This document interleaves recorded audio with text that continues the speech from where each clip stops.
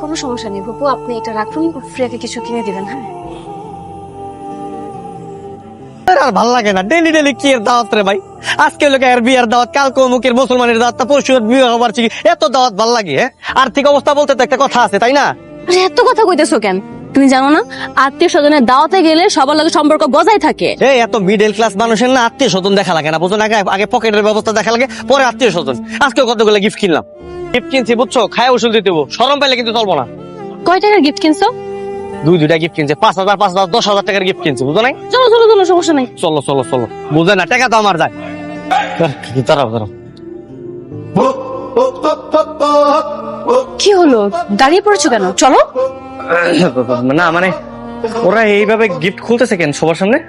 আরে আশ্চর্য ব্যাপার, ওদের গিফট ওদের যখন ইচ্ছে তখনই তো খুলবে। চলো। কেমন দেখা যায় না, মানে তো মানুষ গিফট করে, এটা একটা প্রাইভেসি আছে না, তাই বলে সবার সামনে খুলতে হবে? উফ, প্রাইভেসির কি আছে? হেই, তুমি 5,000 টাকা খরচ করে তারপর গিফট করছো, অবশ্যই ওটা খুশি হবে। চলো। মোহনা, ওখানে কেন? এখানে আসো। চলো। কেমন আছে ফুপা? ভিতরে খাবারের ব্যবস্থা করেছি, আর এখানে গিফট রাখছি। নাও, গিফট এখানে রেখে দাও। আমি গিফটটা একটু দূরে রাখি। হ্যাঁ, আরে দুলা ভাই এদিকে দেন। আরে না না, আরে দেখি আমরা কি আরে নিয়ে দূরে রাখি, আসছেন। সমস্যা আরে দেখি তো দেখি। কেমন? আরে আরে দুলা ভাই দেন তো দেখি কি নিয়ে আসছেন। আচ্ছা খুইলো না, খুইলো না। হ্যাঁ, আরে খুলে দেখবো না দুলা ভাই কি নিয়ে আসছে। আরে পরে খুইলো। আসলে ফ্রে আগে থেকেই বলেছিল যারা যারা গিফট আনবে সব গিফট খুলে দেখবে। কোনো সমস্যা নেই ফুপি, দেখুন না কি এনেছে, দেখুন। কাকা এত বড় গিফট বক্সের মধ্যে এতটুকু আতর নিয়ে আসছে। মোহনা, সামান্য একটা ফুটপাতের আতর নিয়ে তোমরা দাওয়াত খেতে চলে আসছো? আরে কিসের আতর? তুমি কে বলছে আতরে? এটা পারফিউম, আমি নিউ মার্কেট থেকে আনছি। গায়ে আবার লেখাও নাই, মনে হচ্ছে এটা দোকানে টেস্টিং এর জন্য ব্যবহার করে না, দুলা ভাই মনে হয় সেখান থেকে নিয়ে আসছে।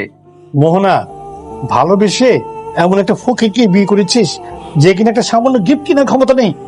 আবার ফুপা, গিফট তো গিফটই, আবার ভালো মন্দের কি আছে? হ্যাঁ ম্যাম, এই আকমল মিয়া, আমাদেরকে খেতে দাও, আমার ক্ষুধা পাইছে না। কত বড় নির্লজ্জ জামাই, সামান্য 2 টাকার আতর এনেছে, তারপর আবার খাওয়ার জন্য পাগল হয়ে গেছে। লজ্জা শরম কিছু নেই নাকি? সরি ফুপু, আসলে আমি বুঝতে পারিনি ও এমনটা করবে। এমনটা করবে। কোনো সমস্যা নেই ফুপু, আপনি এটা রাখুন, ফ্রেকে কিছু কিনে দিবেন। হ্যাঁ টাকাটা বরং তুই রাখ, তোর কাজে লাগবে। বাড়িতে যাওয়ার সময় চাল ডাল কিনে নিয়ে যাস।